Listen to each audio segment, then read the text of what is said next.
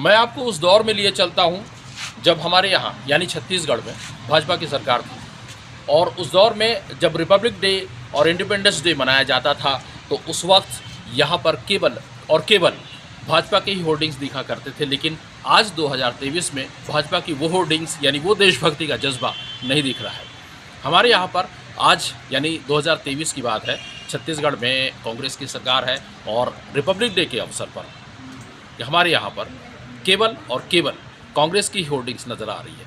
कहने का तात्पर्य ये है कि जिसकी सरकार उसकी रिपब्लिक डे और उसका ही इंडिपेंडेंस डे। तो क्या देशभक्ति का ये जज्बा सत्ता के साथ बदलता रहता है? इस बात पर चर्चा करते हैं गिरीश शर्मा से और जानने की कोशिश करते हैं कि ये क्या माजरा है। मैं आपको शहर की वो तस्वीर दिखाऊं, 2023 की है ये। जाहिर तौर पर यहाँ पर होर्डिंग्स जो लगी हुई है, ये यहाँ पर कांग्रेस की होर्डिंग्स लगी है। रिपब्लिक डे का अवसर है। गिरीश शर्मा से मैं थोड़ी जानने की कोशिश करता हूँ। गिरीश, तो मैं सवाल ये कर रहा हूँ सीधा सीधा कि क्या सत्ताधारी पार्टी की ही रिपब्लिक डे और स्वतंत्रता दिवस होती है? होर्डिंग्स और लाल बाग में जो जिला स्तरीय आयोजन होता है उसको देख कर तो यही लगता है कि ये राष्ट्रीय पर्व जिसकी राज्य में सरकार रहती है उसी का ही रहता है। इसमें अन्य विपक्षी दलों का कहीं उल्लेख ही नहीं रहता या वो दिखाई ही नहीं देते हैं। जैसे होर्डिंग्स में शहर में सिर्फ एक जिसकी कांग्रेस की ही होर्डिंग्स दिखाई दे रही है जो आम जनता को गणतंत्र दिवस की बधाई दे रही है। किसी और बीजेपी या किसी भी अन्य दूसरी पार्टी की कोई भी होर्डिंग शहर में नहीं लगी है जो आम जनता को गणतंत्र दिवस की बधाई देती हो। बिल्कुल बिल्कुल।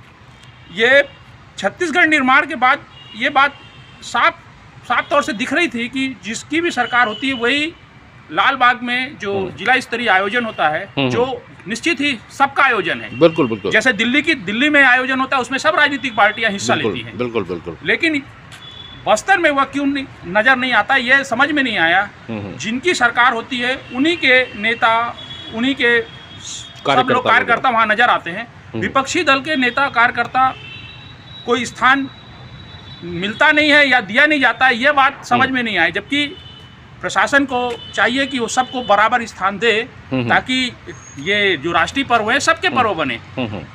60-70 साल हो गए हैं, ये दोनों पर्व आम जनता के पर्व बनने चाहिए थे, लेकिन ये सिर्फ एक सरकारी आयोजन ही तक सीमित रह गए हैं। ये जनता की हिस्सेदारी इसमें बहुत कम है। बिल्कुल। तो आम जनता को इस त्योहार को लेके या इस राष्ट्रीय पर्व को लेके उतना उत्साह नहीं नजर आता है। व्हाट्सएप आजकल जरूर है, तो आजकल व्हाट्सएप में जैसे बधाई संदेश, जन्मदिन की बधाई भी दे दी जाती है, तो उसी टाइप का ये एक फॉर्मेलिटी व्हाट्सएप में हो गया है, फैशन बन गया है व्हाट्सएप में। लेकिन जनता की हिस्सेदारी इसमें होनी चाहिए कि लगे कि ये पर्व हमारा है बोल के या देश का है इसमें, क्योंकि ये पर्व कोई खास किसी धर्म विशेष का नहीं है, ये पूरे सभी का है। इसलिए इसमें जोश होना चाहिए। लेकिन 70 साल बाद भी वो जोश पब्लिक तक नहीं पहुंच पाया, ये भी एक बड़ी बात है। बिल्कुल। इसमें मैं थोड़ा एक और ऐड करना चाहूँगा कि एक ज़माने में दशहरा, बस्तर दशहरा, वो एक सार्वजनिक त्यौहार हुआ करता था। आम इंसान, आम आदमी उसमें स्वस्फूर्त जुड़ता था और अपने अपने तरीके से वो कंट्रीब्यूशन अपना दिया करता था।